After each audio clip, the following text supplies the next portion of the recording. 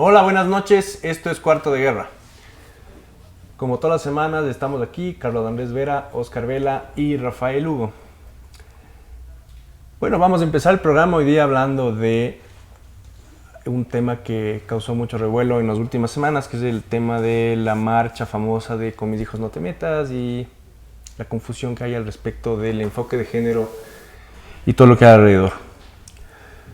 Son varias denuncias que han recibido los sacerdotes católicos por pedofilia, que han sacudido varios países del mundo, miles de testimonios durante muchos años ya.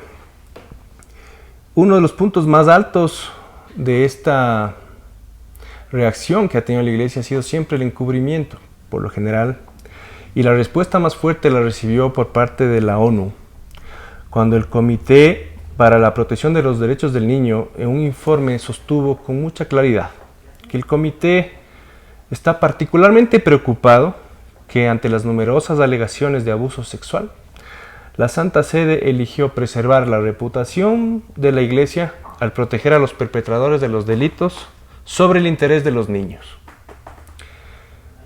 Y así durante los últimos años la contundencia de las denuncias han cruzado el mundo. Y parecería ser que la milenaria táctica propagandística de la Iglesia ya no solamente es negarlo todo, como si de un dogma se tratara, sino también inventarse ahora un nuevo enemigo, un enemigo que no existe, al que han bautizado como ideología de género.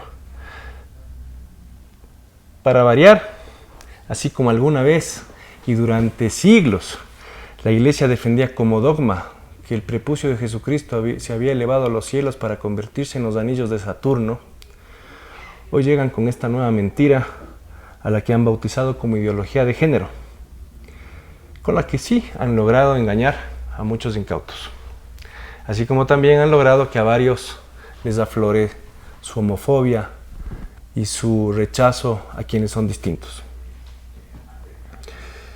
La campaña contra la inexistente ideología de género no solo ocurrió en Ecuador. Perú, México, Argentina también fueron blanco de inventos que tenían como discurso unificado hacer creer a la gente que se estaban generando leyes para, en resumen, enseñar a los niños y niñas a volverse homosexuales en las escuelas. Acá se usaron como pretextos el Código Orgánico de Salud y el Proyecto de Ley Orgánica para la Erradicación de la Violencia contra la Mujer, que se tratan en la Asamblea, pero que no contienen tales estupideces sostenidas por los organizadores de la marcha Con mis hijos no te metas, con la Vicaría de Guayaquil a la cabeza. Días después de la famosa marcha, luego de que varios medios cruzaron información falsa atribuida por esta gente, y la realidad de las leyes y programas existentes y en proceso, se descubrió que todo fue una mentira de propaganda con fines que todavía no son aclarados del todo, pero que de una defensa a una familia o a unos niños definitivamente no fueron. Recomiendo leer varias notas, entre esas la del 10 de octubre del 2017 del diario El Comercio, donde uno a uno se desmintieron los discursos de estos grupos católicos y evangelistas, que de todas maneras lograron engañar a millones de personas en el Ecuador. Con esto arrancamos el programa. Caballeros, tienen la palabra. Chuta, con esa introducción creo que este es nuestro último programa, hermano. Yo celebro que no tengamos auspiciantes porque si no todos nuestros auspiciantes se van. Se habrían ido ya. El Ecuador funciona así. Cuando tú tratas de estos temas religiosos, delicados, al día siguiente, si es que nos estuviera auspiciando X marca, a los ejecutivos de esa X marca le van a llamar y le van a decir, oye, ¿cómo puedes tú poner tu plata, tu marca, lo que sea, con estos tres demonios, tipo hijos demonios, herejes que están hablando mal de estos temas, ¿no? Es que la religión es populista. Al día siguiente habríamos perdido a todos nuestros auspiciantes, pero eso no va a pasar porque no tenemos ninguno. Todavía. Afortunadamente. Este es justamente el tema central que tenemos que abordar ahora, el laicismo. Vivimos en un estado laico, entre comillas, porque de laico no tiene nada, y se pretende imponer por la fuerza de las leyes, por la fuerza efectivamente de la imposición. una religión mayoritaria, como es efectivamente la religión católica acá, imponerla a toda la sociedad, no solo sus dogmas, que pertenecen más bien al ámbito espiritual, al ámbito de las creencias, que tiene que ser absolutamente íntimo, sino en general, entonces, reformar leyes, imponernos comportamientos, políticas o determinar, por ejemplo, una cosa que a mí me parece espeluznante, y lo mencioné alguna vez que yo escribí sobre el tema: ¿cuál es la familia normal? ¿Cuál es el prototipo de familia normal? O la familia original, como se ponen ahora los sellos. Yo veo en los autos y se ponen stickers: yo soy la familia original. Yo no quiero ser la familia original. La familia original. En esa, no seguramente el que maneja no tiene costilla, ¿no? Es una vergüenza solamente pretender. Yo digo desde el punto de vista, yo mencionaba, desde el punto de vista de los grandes profetas, Jesús, Siddhartha, Gautama, Mahoma, ¿habrían tenido la desfachatez de decir una cosa de estas? De separar, de escindir a las familias, de decir tú eres la familia normal o no. ¿Habrían salido con esos carteles a insultar como salieron a insultar en la famosa marcha esta? A decir que son unos depravados los unos o los otros. ¿A quién se le puede ocurrir esto? Ellos dicen que es al revés, ¿no? Ellos dicen que a ellos se les está queriendo imponer. Como aquí hay 3 herejes, voy a tratar de por un momento no ser un hereje. Ellos lo que están diciendo es que a ellos se les quiere imponer el momento en que el término género, porque ni siquiera el término ideología de género estaba en esos proyectos de ley, sino enfoque de género. Así es. A ellos se les pretende imponer un modo de educación o de comportamiento que ellos no quieren para sus hijos, y ellos apelan al derecho, que es un derecho humano, de que tú puedes, pues, criar a tus hijos como tú quieras. ¿Ya? Y entonces la primera pregunta que surge es si realmente se pretende imponer. Es decir, primero, ¿qué es enfoque de género? Porque partamos de ahí. ¿Qué es esta combinación de palabras, ¿no? Y luego, si es que se pretenden imponer. Porque yo decía, a ver, de lo que yo entiendo, yo no soy abogado, tal vez ustedes lo entiendan mejor, pero un enfoque de género en una ley de violencia contra la mujer, a mí el sentido común lo que me dice es, por ejemplo, se va a penalizar el hecho de que una mujer, por ser lesbiana, por ejemplo, sea discriminada o sea agredida.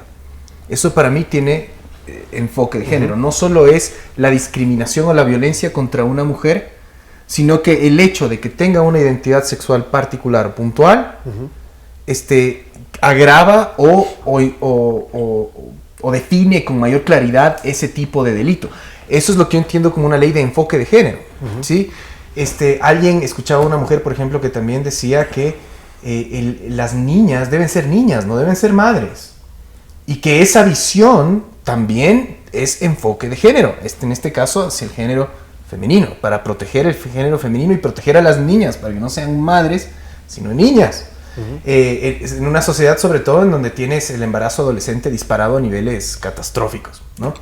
Entonces, eso es lo que yo entiendo como enfoque de género. ¿Cómo eso es imponer a las personas católicas la educación de sus hijos? ¿Por dónde? Es que esa fue la mala información, sí, o la desinformación. ¿Por dónde? Y aparte, para completar lo que tú dices, que es lo que es el enfoque de género, hay que comenzar partiendo por separar. Es decir, lo sexual, que es lo biológico, digamos, hombre y mujer, con sus cromosomas y lo que sea. ¿Y qué ha hecho el enfoque de género? Estudiar la influencia de la sociedad. Y cómo reacciona la sociedad ante un determinado sexo. Entonces, por ejemplo, hay sociedades donde un hombre que se arregla demasiado, se maquilla, es mal visto, ¿no es cierto? Se le atribuyen características femeninas. Hay sociedades donde en cambio un hombre que se arregla, que se maquilla, que se como vos, así arregladito, parecería que esté arreglado, pero no. Que se pone gel. Es en cambio una señal de masculinidad, porque lo que quiere es conquistar mujeres. Es decir, lo que ha hecho el enfoque de género es simplemente analizar cómo distintas sociedades en el mundo y a través de la historia le han ido dando roles al hombre y a la mujer por su sexo biológico, ¿no es cierto? Y en esa investigación, en esa búsqueda no por su sexo biológico, por su comportamiento. No, por su sexo biológico. Es decir, tú eres hombre, por lo tanto tienes que comportarte así. Claro. Tú naciste mujer, tienes que comportarte así. Esto incluso sale de la esfera del tema de la homosexualidad, solamente por el tema de la biología.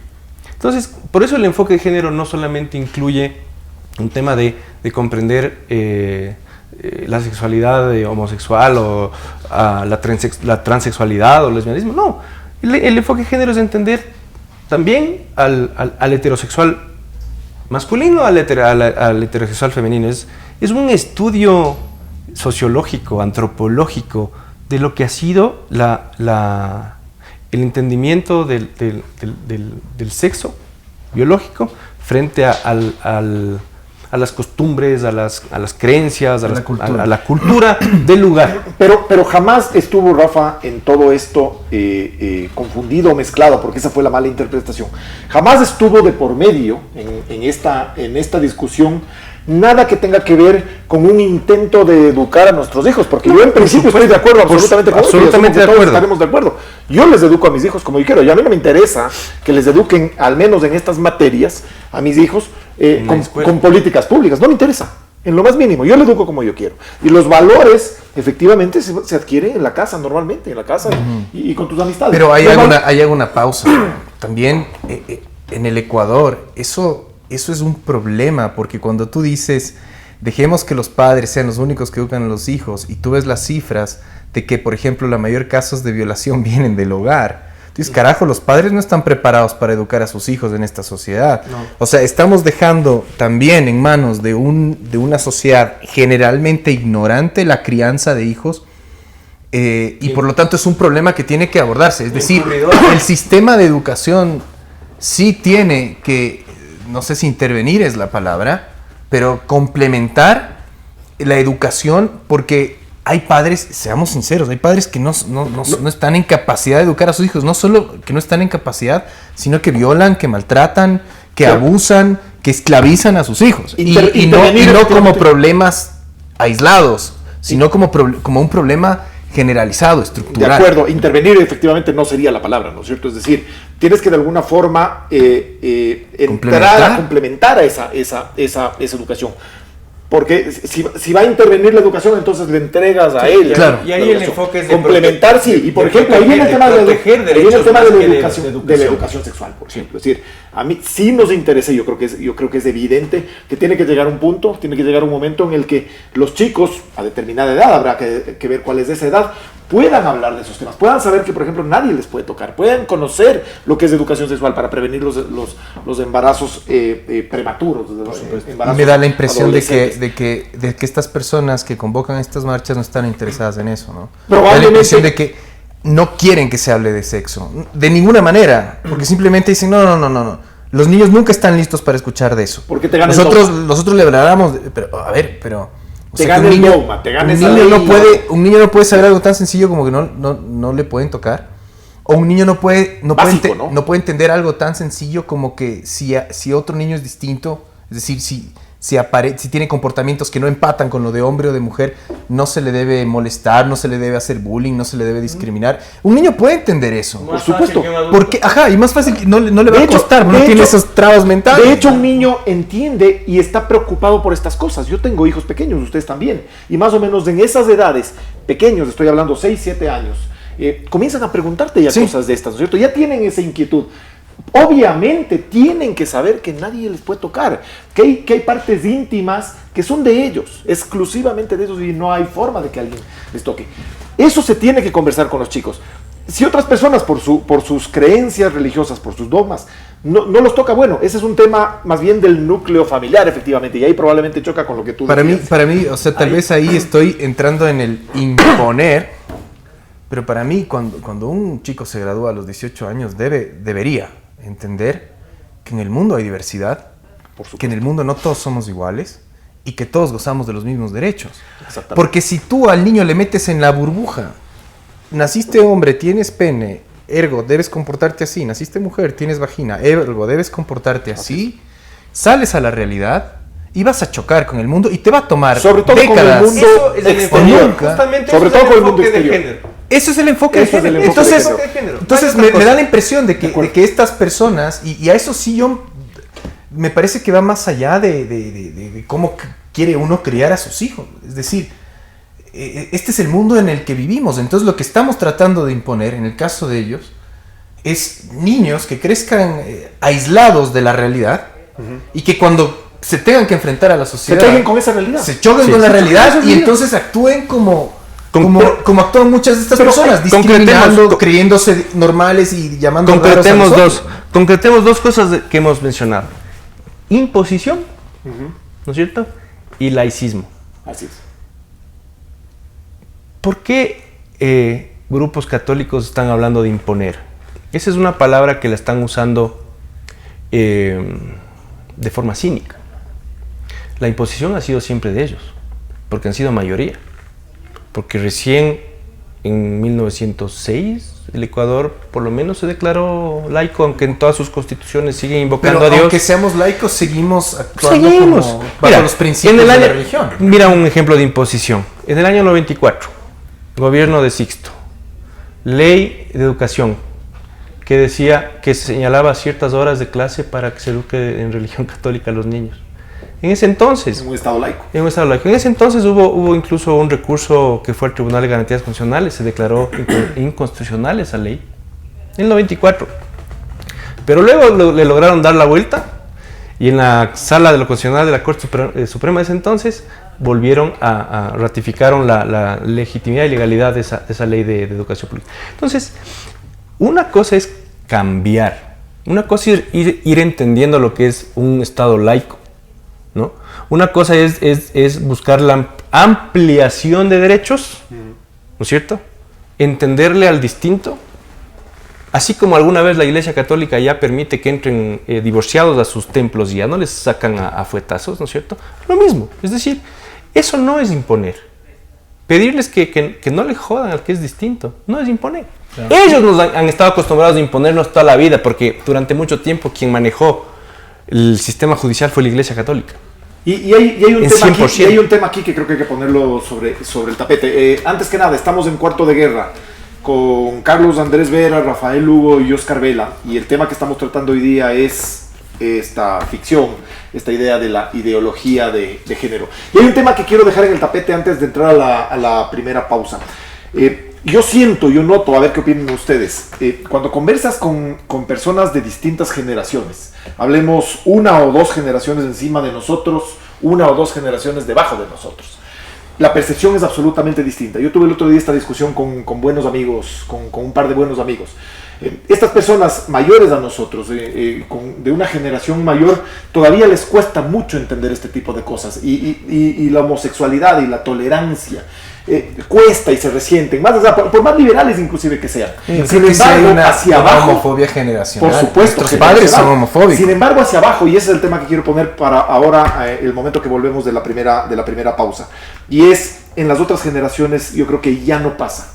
Ya no sucede. Más allá de evidentemente ciertas excepciones particulares o excepciones particulares, probablemente vinculadas muy a un entorno muy católico, probablemente muy religioso, ¿no? Por no estigmatizar tampoco con lo católico, que piensen distinto. Pero en términos generales, y ustedes tendrán las experiencias que yo tengo con nuestros hijos y gente conocida, son absolutamente tolerantes y respetuosos de todo este tipo de temas. Yo creo que esta discusión se va a extinguir por... Pues mira, o sea, mi abuelo era manaba, machetero, para él ser varón era ser varón, ¿no? Y entonces, claro, no me vengas con mariconadas. Exactamente. Y eso ya es una postura en donde, claro, cualquier maricón, entre comillas, ya le genera una repulsión, le genera un repudio, porque eso no es ser varón, ¿no? Pero esa forma de actuar, que sí es generacional, ya se va diluyendo, se va difundiendo. Eso es de lo que vamos a tratar. Volvemos en un momento. Seguimos, vamos a continuar con este tema. Y estábamos en el tema generacional. Rafa, tú querías... Es que el tema generacional está vinculado directamente con la religión. Es decir, la escuela por lo general fue... Mire, el primer colegio laico de Quito al menos se fundó en 1940, ¿no? Y además entiendo yo que fue excomulgado por el cardenal José María de la Torre de ese entonces. El colegio es descomulgado, o sea, que cuando el colegio se muera no se vira al cielo. ¿Qué era tu colegio, creo? Que era mi colegio. Ah. O sea, El del Diablito. El del Diablito. Pero entonces, no, ahí explica todo. tú y yo fuimos al mismo colegio Exacto, americano. exacto. A mí me dieron catecismo en el colegio, que claro, se supone pues, que es laico. por supuesto. Me hicieron hacer la primera A mí comunión también. como parte del proceso del Sí. colegio. Me hicieron hacer la confirmación. El padre Victorino me hizo Digamos, unas preguntas eso no chistosas es en la... educación laica, ¿verdad? No, pues, pero algo. Eso debería hacerse por lo por menos, fuera. lo único Claro, laico como que parte tuvo de ese la malla colegio curricular. fue, digamos, que era mixto, fue el primer colegio mixto. Lo que pasa es que el tema es tan complicado salirse de 1700 años de esto, ¿no? ¿Y por qué digo que la generación va vinculada con la religión? Es que no hay nada más homofóbico, más machista que la religión católica. Vos y Más que la musulmana. o sea, No, es no, exactamente lo mismo. Lo que no. pasa es que simplemente los musulmanes ahora, algunos, están aplicando lo que dice su libro sagrado. Pero si vos agarras la Biblia, ¿no es cierto? Y abres y lees el Levítico, te manda a matar a los homosexuales. Si abres el Deuteronomio, te manda a apedrear a las mujeres que se casaron sin ser vírgenes. Y eso está en la Biblia. Yo no Pero sé, porque no he leído la Biblia. La diferencia es que simplemente hay partes de la Biblia que ya no se aplican, pero mañana puede pasar que alguien venga y diga, aquí está... Mira, ¿qué hizo este cura de Guayaquil que dijo, en el Génesis dice que la familia es... El cura de todos. No fue el cura de todos, fue uno que publicaron un artículo en el diario Universo. El cardenal de Guayaquil, no sé, era un cura de alto rango en Guayaquil, el arzobispo. Él dijo, en el Génesis dice cuál es la familia. Él usó la Biblia. ¿No es cierto? Entonces, ¿qué tan complicado es que venga alguien y diga, en la Biblia dice en el Levítico que el hombre que yace con hombre debe morir?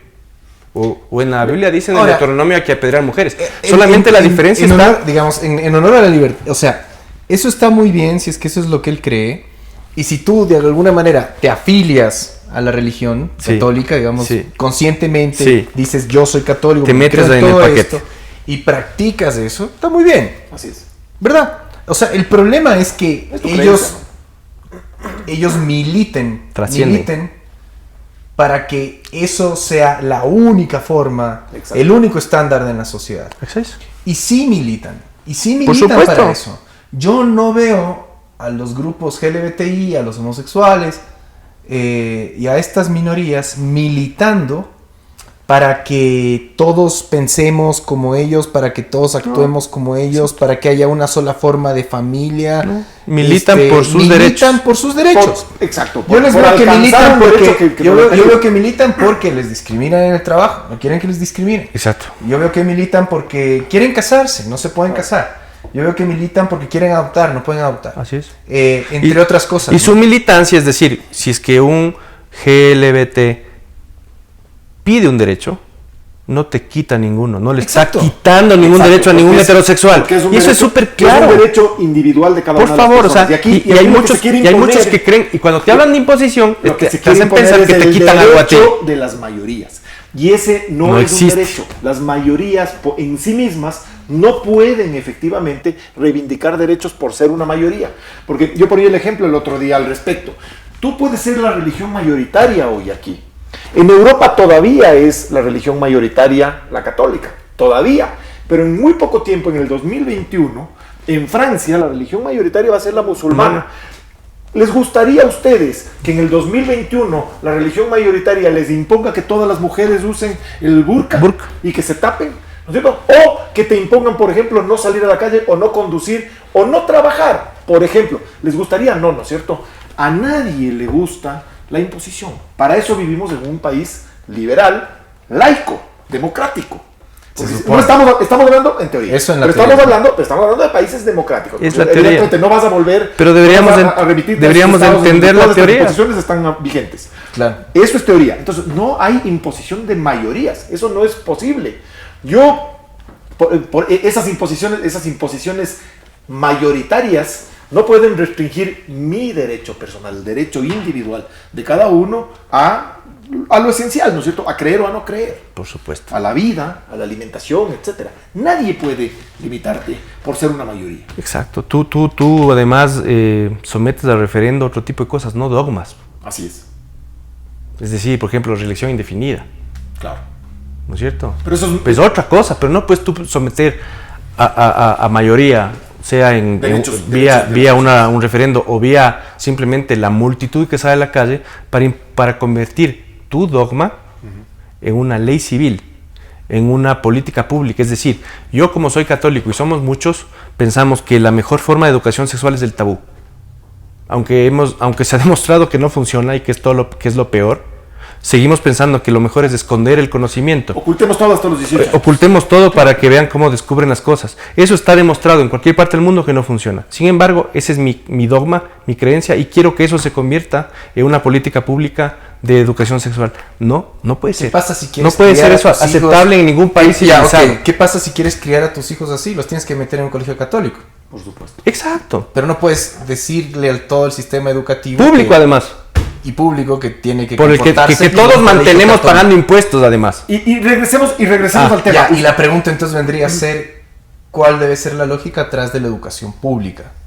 Es decir, ¿cuál debe ser la lógica que de alguna manera se generalice, por no usar la palabra se imponga, que se generalice en aspectos como por ejemplo la educación sexual? Ok, el parámetro es la ciencia. Sí, probablemente el conocimiento empírico, las estadísticas, pero lo que no ha funcionado.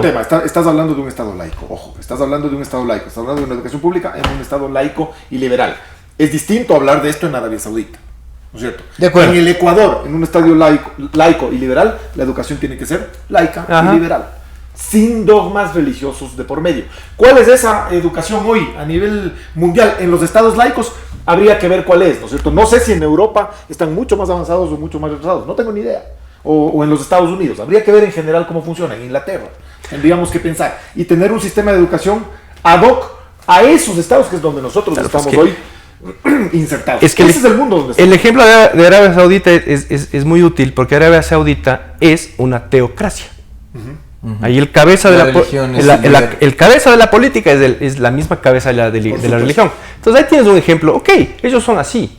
Exacto. Ok, nosotros no. Nosotros estamos como un poco en el medio. Nosotros estamos en la mitad. Porque para ganar las elecciones tienes que ir a misa, ¿no? Por supuesto. O sea, es populista la religión. Podrías declarar que eres. Alguna vez yo una vez le dije a un estratega político importante, no es de acá, le había dicho que yo no soy religioso. Simplemente que no lo soy. Me dijo, nunca digas eso si tienes aspiraciones políticas. Dije, pero a mí me parece que más allá de si tengo o no tengo aspiraciones políticas, mi forma de comportarme, mi forma de ser, es decir lo que soy con toda sinceridad. Si eso me lleva, si eso hace que me vaya bien o me vaya mal, pues salado. Pero yo no voy a mentir al respecto. Yo no me voy a ir, si algún día tengo alguna aspiración política, a hacer cosas que no hago nunca, como meterme a la iglesia y rezar. No vas a ganar. Y si no sé, aparecer con crucifijo. Pero yo sí voto por vos. Y digamos, ¿por qué? Digamos, ¿vos has visto alguna vez un político que aquí diga la verdad sobre sus creencias religiosas? Toditos salen en fotos rezando, toditos. Hasta el loco que ama. No, Rodrigo Borja. Pero sí. Él dijo que era agnóstico, pero con las justas. En el caso de Correa, ¿Y cuál fue la propaganda que le hizo Abdalá? Le ponía cachos como diablo. O sea, yo creo que ellos, creo que son, bueno, no hablemos, no generalicemos de todos, pero digamos, muchos de ellos sí son religiosos, digamos, sí son católicos. Sinceramente católicos. Sinceramente católicos, ¿no? Sí, pero lo usan. Pero el problema es que, más allá de si son o no son católicos, la religión tiene que ser parte de la campaña, parte de la iconografía del candidato, y pues y eso es lo que me decía en pocas este asesor político, o sea, si vos no vas a llegar a ningún lado si incorporas esa iconografía, no vas a llegar a ningún lado siendo no religioso. Por la misma razón por la cual vos dijiste nos vamos a quedar sin auspiciantes que no tenemos. Exactamente. Porque la religión es populista. Porque está metido en la cabeza. ¿Cómo logra un cura de Cuarta, de Guayaquil, sacar 2 millones de personas? Ya nos va a caer Carlos Ochoa. 2 millones de personas a una marcha en Guayaquil. ¿Tantos salieron? No creo. Era lo mismo, más de lo que suele sacar. Salieron mucha gente. Más de lo que suele sacar Nebot. Y pausa, a mí me parece importante analizar el tuit del cura de todos también, que es que es el que uno puso de los convocantes. El que puso la foto de la Mujer Maravilla y de un vocero de la arquidiócesis. Que es el que origina todo. Ese es el tuit más discriminador del año. Sí. Ese tuit es el tuit más discriminador del año 2017. Debería haber un premio Para mí ese tuit. estaba todo mal con ese tuit. Era todo mal. Todo mal. Todo Para mal. empezar, o sea, porque además ver a un cura diciendo no te metas con mis hijos ya de entrada es raro. Sí, porque por lo general les dicen sobrinos. Sí. Para empezar. Bueno, comencemos por ahí. Un cura preocupado por sus hijos me parece extraño. Sí. ¿no? Sí. Segundo, un cura mostrando a la Mujer Maravilla como la iconografía de la mujer. De la Sí. mujer. O sea, él está yéndose al extremo de lo que las mujeres llaman, el feminismo llama la cosificación. La cosificación, ¿no? pues, La mujer con un perfecta, calzoncito con azul el está la Mujer cuerpazo, Maravilla. el calzoncito, la guapa, erótica, Sí, no es una imagen erótica. Ese fuete medio ¿no? que te hace pensar en sadomasoquismo. Versus un tipo ahí disfrazado de Mujer Maravilla. Yo no sé en qué contexto el tipo está disfrazado de Mujer Maravilla. Bien fierito. Y fierito. Sin cadera. Ajá, y claro, era además hasta racista. La blanca Hollywood versus el cholito, Sí, ¿no? y en el arbolito. El cholito, ajá, agarrado el arbolito. En el parque del Todos arbolito. los Era todo mal. Todos los Todo mal. estereotipos Todo ahí mal. juntos. Y eso en el nombre del Hay que amor ser de hábil Dios, para ¿no? eso. Y preocupado por los hijos que el man no tiene. Hay O que sea, ser hábil para aceptar todo. Sí, en una sola. Sí, Se no mandó. Es habilísimo, ¿no? Es un récord de Estamos en maldad. Cuarto de Guerra con Rafael Lugo, Carlos Andrés Vera y Oscar Vela, tratando el tema ideología de género. Y vuelve Y la por eso pregunta, te digo, Rafa. ¿cómo ese gallo que se manda ese tweet saca cientos de miles de personas a la calle? ¿Cómo? ¿Por qué? porque él no es más que un reflejo de lo que realmente De lo que es somos. el Ecuador. Por eso la pelea por un Estado laico. ¿No es cierto? Por eso estamos hasta ahora peleando Es por una un pelea Estado de laico. minorías. ¿Cuánto vamos? 100 años, por lo menos desde que se declaró. Desde que la Virgencita lloró porque había una constituyente de malos que estaban quitando de las tierras a los curas y declarando legal el divorcio Oye, y en antes el de- 1906. ya- La pregunta que Desde ahí estaba hasta hecha ahora antes, seguimos casi igual. generacionalmente, esto va a cambiar. ¿Qué dicen Sí, ustedes? Por un tema de Sin duda, globalización, pero no por mérito del país. Sí, sí. No. Sino por un tema de globalización, Es un de tema información. globalización, a ver, Sí. sin duda alguna.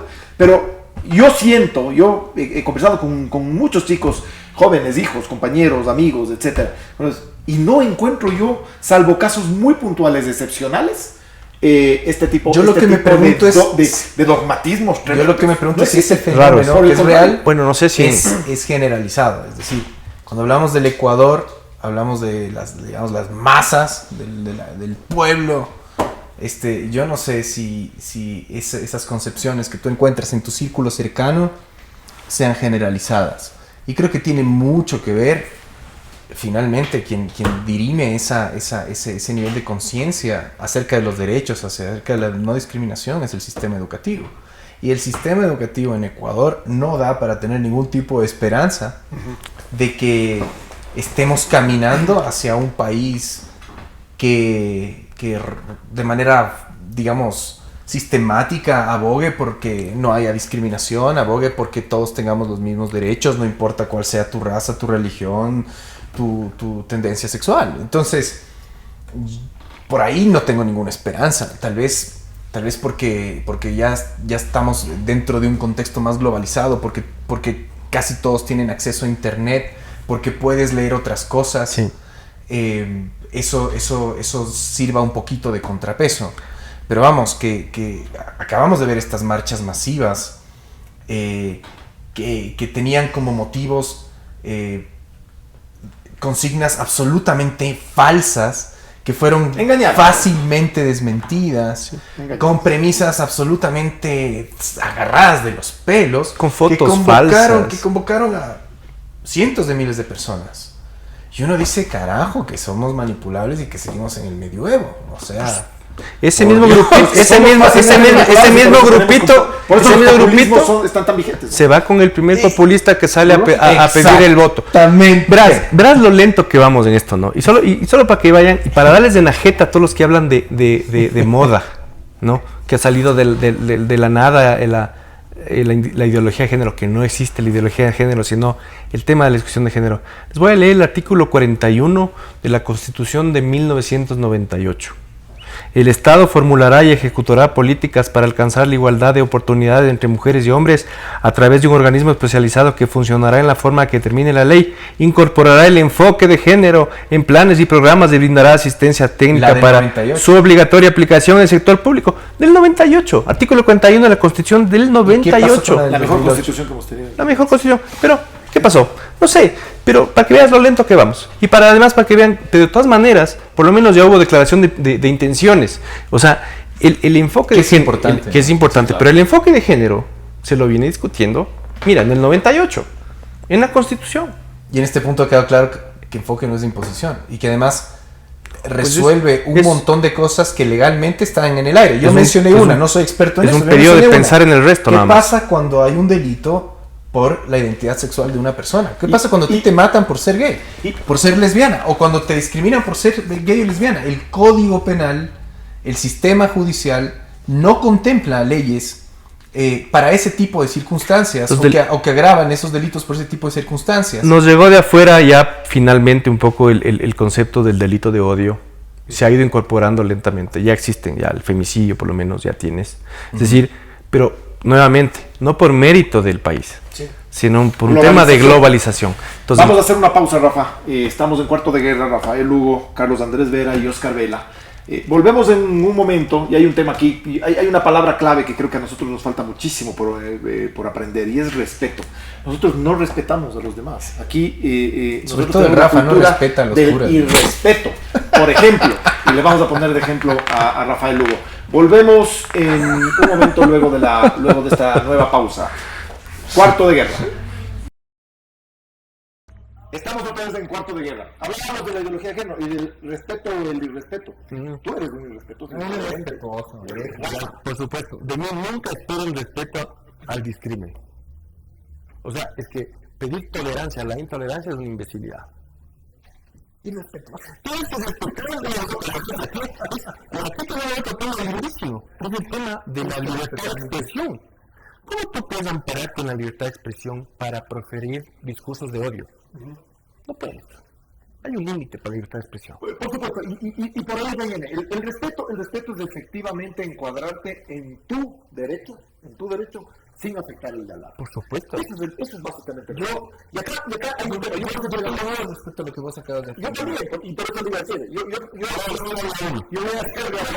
Yo no tengo certezas, tengo dudas. Por ejemplo, yo sí creo que alguien puede decir lo que piensa, así sea odio, así contenga todo tipo de discriminación, que tiene el derecho a decirlo, que tiene el derecho a exponerlo. ¿Por qué creo eso? Porque eso es libertad de expresión. O sea, tiene un límite, ¿no?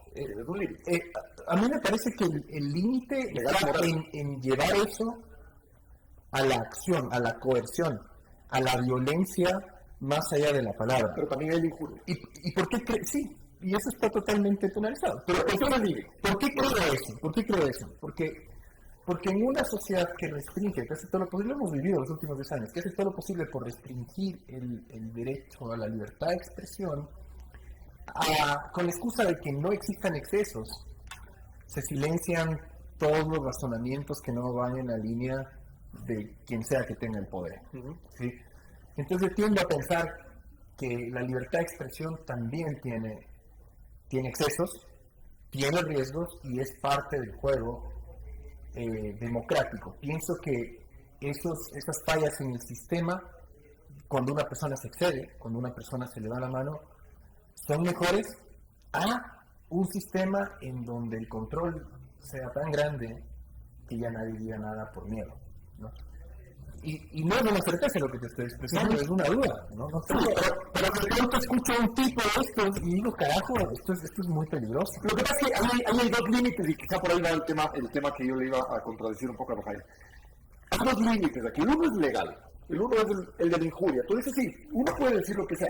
La libertad, no debería tener ese límite, ¿no es cierto? Uno puede decir lo que quiera, sí, en la medida de que yo, por ejemplo, no te injurie a ti, diciendo lo que yo podría pensar eventualmente, ¿no es cierto? O no cometa un delito de odio, exacerbando el odio de alguien para que te agreda.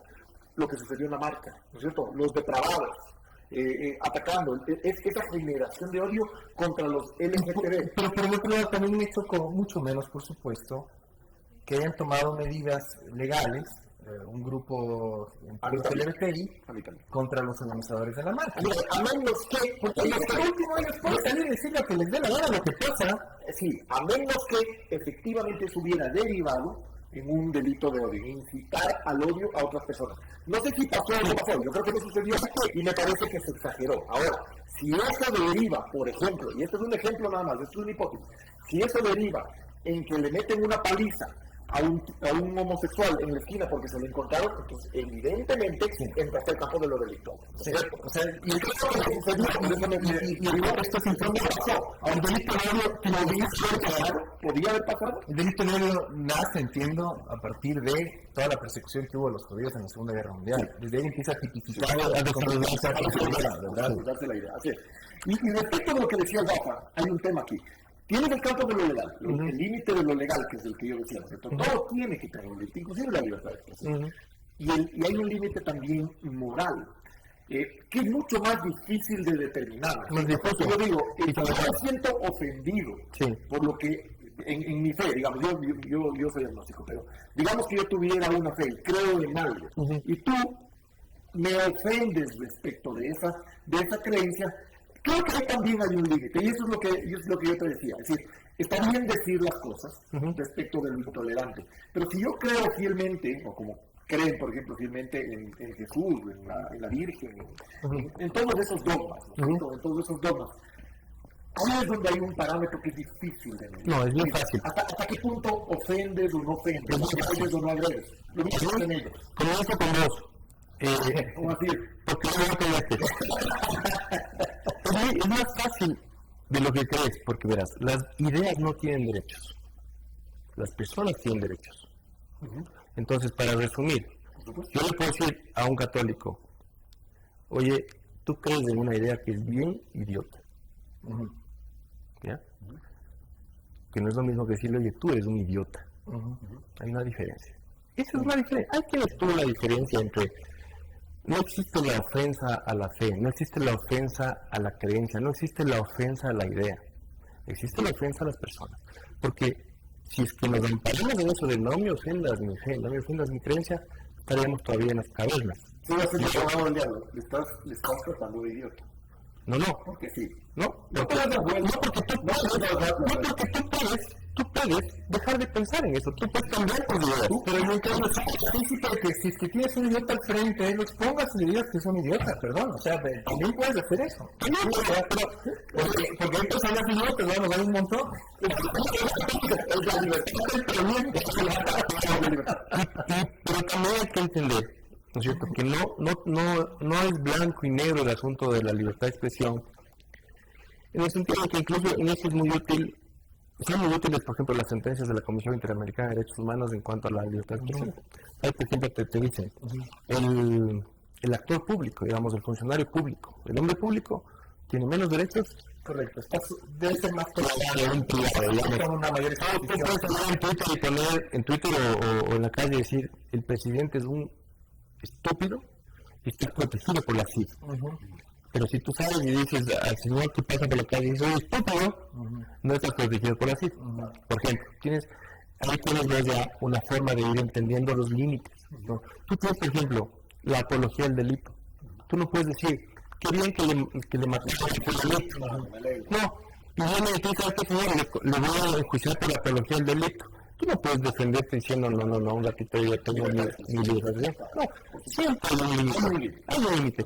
Y en los delitos y en los discursos de odio, y en el tema particular de la marcha esta, hubo para mí, dos probables delitos con el tema. Uno, de difundir información falsa. Convocar gente difundiendo información falsa, que se demostró luego. Sí, debe ser delito. Sí, bueno, no sé si es un delito, pero difundir información, a ver, no es un delito, ese tipo de información que no es pero por ejemplo, en el código tienes como 4 delitos o cuatro tipos distintos de información falsa que no puedes, digamos, difundir, como por ejemplo el pánico financiero. Tú no puedes decir, puta, se van a pegar los bancos, y te vas preso por generar pánico financiero, no puedes decir libertad de expresión. por ejemplo. El tema particular de decir, están distribuir papeles con dibujos falsos, con leyes, con artículos falsos, con proyectos de ley falsos, no es un delito, pero digamos, está muy cerca. Y tal vez ahí puedan ampararte en la libertad de expresión, pero sigue siendo muy irresponsable convocar a gente en función de... Y no tener el discurso de odio de empezar a llamar. Ahí sí había algo. Degenerados, depravados, hijos del infierno. Llegó a configurar. Yo tengo dudas, pero me parece que ahí sí había. O estabas al menos bordeando un delito. Tú no puedes ampararte, yo lo siento, pero tú no puedes ampararte en la libertad de expresión para llamar depravado, degenerado, enfermo a alguien que es distinto a ti, solo por el hecho de ser distinto. Así es, ¿no? Completamente. Ese es el límite, o sea, no es muy claro, y existe, es cuestión de pegarse una revisadita de unos 3 o 4 conceptos y llegas a entender hasta dónde puedes tú hablar, hasta dónde es correcto y hasta dónde no, hasta dónde la gente está protegida. Cuando tú dices, la homosexualidad es una depravación, ¿no es cierto? Estás atacando a la gente, pues. Directamente le estás atacando a la gente que es homosexual. No puedes comparar. No tienes derecho a hacerlo. No tienes algún derecho a hacerlo. Yo siempre digo, si tú dices la pedofilia es una depravación, que me estoy razón, la pedofilia está prohibida por la ley. Además, la pedofilia es un delito. Por supuesto, ¿qué pasa cuando yo digo tal partido político es una mafia? Estoy atacando a los miembros. La CIP te protege. ¿Me entiendes? Es como lugares, es una organización pública. No tiene derecho. La CIP te protege. Tú puedes salir con las sentencias de la CIDA a decir toda organización política pública es una mafia.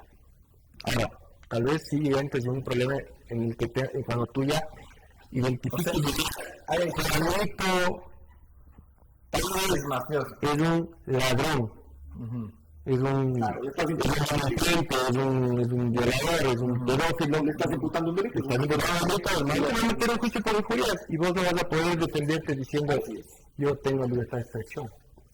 Efectivamente. Estamos en Cuarto de Guerra. Rafael Lugo, Carlos Andrés Vera y Oscar Vela tratando temas de ideología de género, libertad de expresión. En los últimos 50 minutos casi de programas de los que no somos gigantes, estamos en un estado laico liberal y seguimos. Vamos a hacer unas recomendaciones de libros. ¿Por qué no pasamos de las recomendaciones del libro para luego hacer el cierre? Nos quedan pocos minutos. Sí. Entonces, Carlos Andrés, comencemos por ti. Traes a un maestro de la literatura. Amin Malouf. Identidades asesinas. No hace, digamos, alusión directamente al tema de la homosexualidad, sino que habla de la identidad. Es decir, este es un homenaje al individuo y a cómo el individuo debe ser aceptado y respetado. No importa cuál sea su identidad, cuál sea su nacionalidad, cuál sea su religión.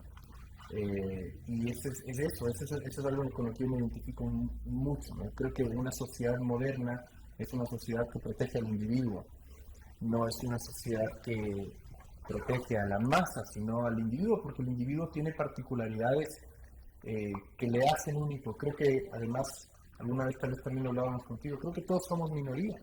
Pues tú puedes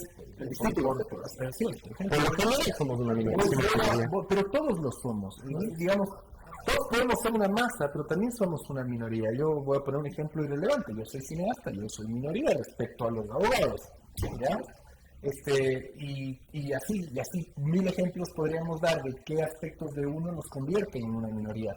Ergo, la protección de las minorías es la protección de todos. Es fundamental la democracia. No hay una minoría más minoría que el individuo. La protección del individuo es la protección de todos. El núcleo esencial. Malouf, entonces, y la película Spotlight, respecto a la introducción que hizo Rafael Lugo, creo que es no solo es una peliculón, ganó un Oscar de manera inesperada hace 2 años, pero eso basado en la historia real, ¿no? De cómo uno de los grandes de ahí de los Estados Unidos decide publicar un caso masivo de pedofilia en la Iglesia Católica y todos los obstáculos que tuvieron en el camino para hacerlo. Esto es un problema que no es puntual, esto es sistemático y estructural, por supuesto, ¿no? Y en esta película entiendes por qué y te enteras también un poco de qué es lo que pasa en el mundo. Excelente recomendación. Spotlight. Rafa. A ver, yo voy a empezar con este folleto. Pero este libro, el primero lo pueden encontrar con facilidad en una época difícil. El título es La historia intelectual de la humanidad. Para los que nos escuchan en radio, Rafael trajo una enciclopedia como de 5.000 páginas. No, este libreto tiene 1.300 nomás. Pero la gran virtud de este libro es que te habla de la historia, no de las personas, no la historia de las naciones, sino la historia de las ideas.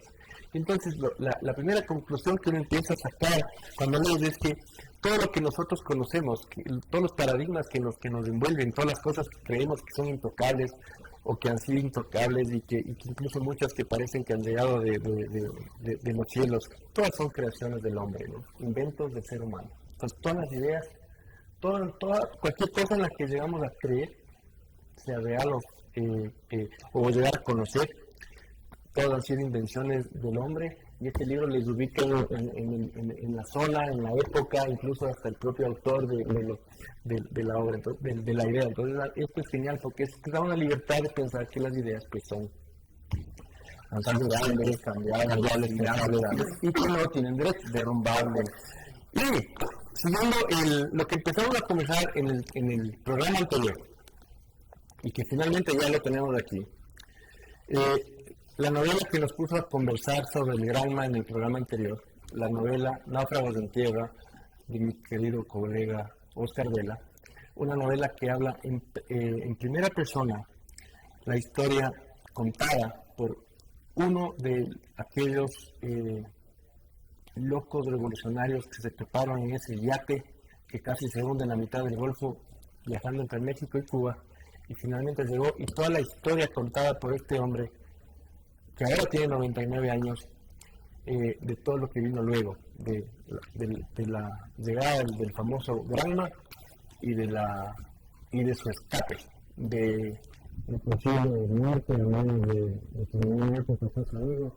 Es tu quinta novela, Don Fidel Castro. Séptima novela de Oscar, cacha eso. Una novela que yo creo que les va a pegar un sacudón. In Your Face, Rafael Lugo, séptima novela.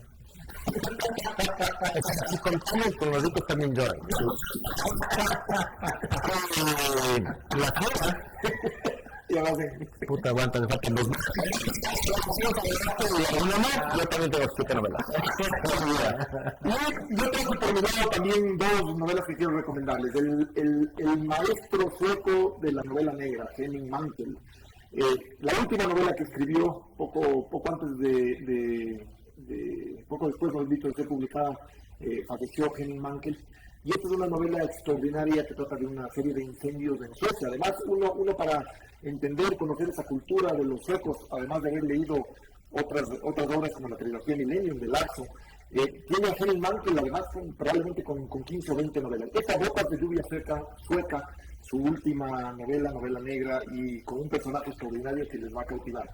Y Rey Loriga, un escritor de culto español, ganador del premio Alfaguara con esta novela, Bendiciones. Esta es una extraordinaria novela, probablemente, y a mi gusto, uno de los premios de Alfaguara mejor conseguidos, mejor logrados en la historia de este premio, que me parece que tiene ya 20 representantes. Rey Loriga con Rendición, una novela distópica que crea un mundo muy, muy particular, una ciudad de cristal en donde se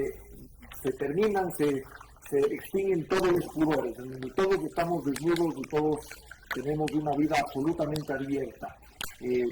Distópica, una novela que más bien parece orwelliana, a momentos inclusive parece hecha por Coetzee.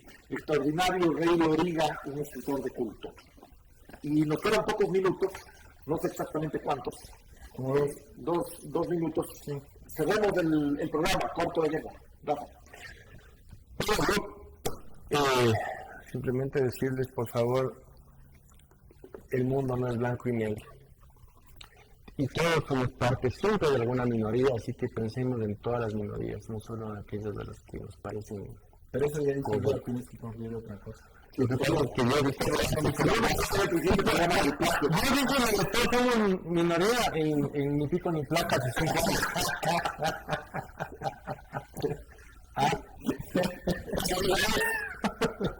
Yo honestamente, a mí me apena y me confunde y me indigna que la religión católica le haya declarado la guerra a los gays, o a la comunidad LGBTI, porque no solo son gays. Sí. Creo que es una guerra que va por debajo de la mesa. Como ya no es políticamente correcto decir que la homosexualidad es una enfermedad, se han buscado otras maneras de hacerles la vida imposible.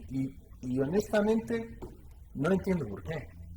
No entiendo cómo la comunidad LGBTI de alguna manera compromete o pone en riesgo o representa una amenaza para el catolicismo, para sus principios, para lo que sea que ellos crean o quieran.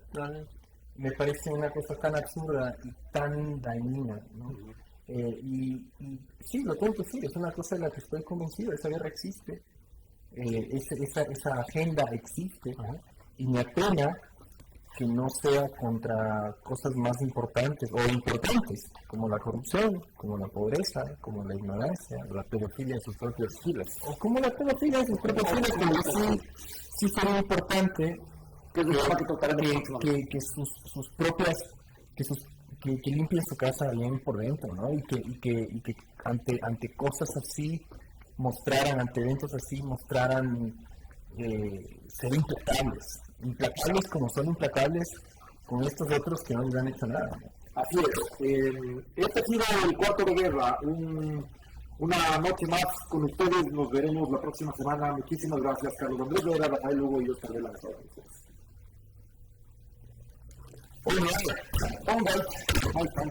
Bye.